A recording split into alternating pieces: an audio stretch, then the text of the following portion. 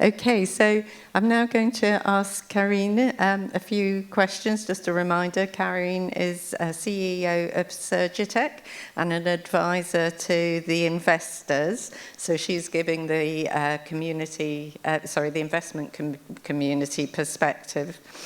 So, Karen, are the data related to the impact of the EU regulations on medtech innovation here familiar to you?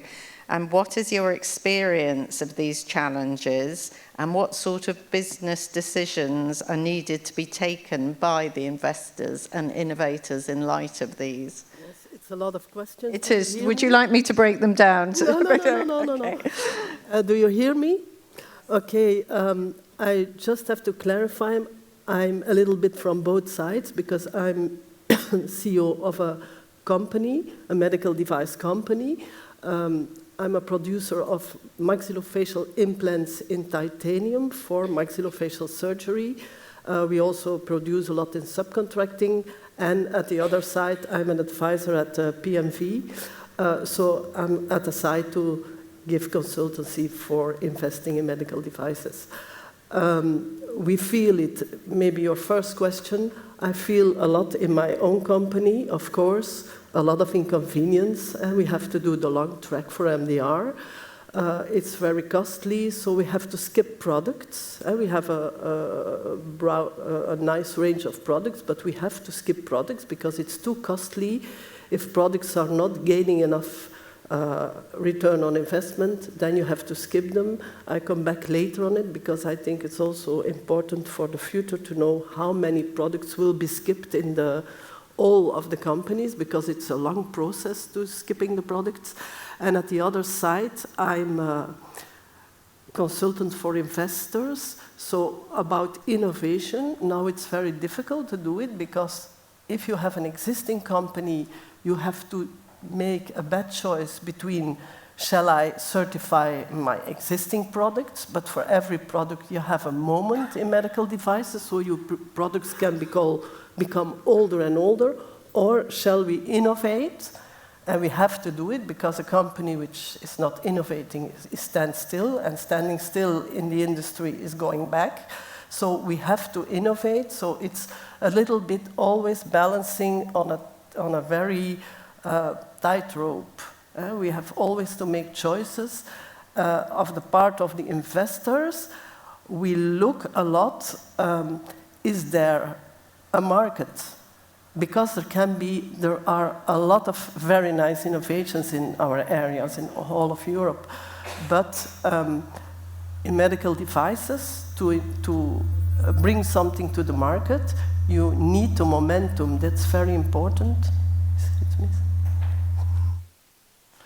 So you have very nice innovations and a lot, but if you have a momentum to go to the market now, you have to take in consideration the long time for the long track for the MDR certification, and then it can be finished. You can miss the momentum. We have also a lot of problems with, we discussed it all before the session. Some companies are waiting too long. They think, we have time to 27, so we don't start. The three things we always ask is, do you have a notified body? And often we have as answer, oh yes, we have an offer. But to have an offer is not to have a contract. That's very important. We also need a very extended business plan with a nice timeline, with realistic timelines. And often timelines are not realistic because when we ask, yes, you have a notified body, but when do you think you will have, for example, ISO 13485? In 6 months, that's not possible. So, and that's for investors impossible to know, do you have a realistic timeline? But it's for companies, at the other side, when I have to make a realistic timeline, when I have an innovation, it's also very difficult to make the realistic timeline because when will the notified body accept the innovations to start audits and to how many time do we need for the preparedness and so on. And the third thing is, we see in the field that a lot of companies are looking what class, they have an idea and then they have, it's class 1, the market is very enthusiastic, but then we want to go to class 2 to have more, more possibilities and so on, because doctor says, but if you can make that and adjust that, and then you are in another class, then companies say, no, we are not going to do it because we will not find money, and investors are sometimes more keen to say start in class 1, be safe, then we have already a little bit return on investment and go afterwards to changes. So we feel that nowadays, and I see it, and I'm really fighting for medical device sector because it's my passion, but we see that it's very difficult nowadays to get money for innovation. Yeah, thank you for that. Yes, one more question. When investors are considering supporting innovation, to what extent are the companies having a concrete plan for preparedness based on understanding of the MDR and IVDR requirements? To what extent does that affect their decision-making on where to invest? And what else is taken into consideration in judging preparedness?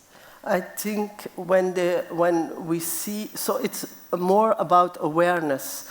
The time that investors had some awareness with the MDR, it took a long time, because in the beginning I never had in my surroundings a question, do you have a notified body? It was only me, because I'm really with my feet in the mud. So it's about awareness of investors, but that's now there. That's why they don't give so much money anymore. But the preparedness, it's really, yes, about the awareness from the companies. And maybe it's more the things that I said already. My questions are very simple. Do you have a notified body? Do you have a realistic timeline? And the third question that I always have is, do you have already some facts, for example? Did you have already an initial audit or a second audit? And how was it? And how do you proceed? How many people are working on it? These are the most practical questions, because then you really can feel if they are prepared or not. Yes, so you certainly need investors who are very well educated in the MDR and IVDR as well.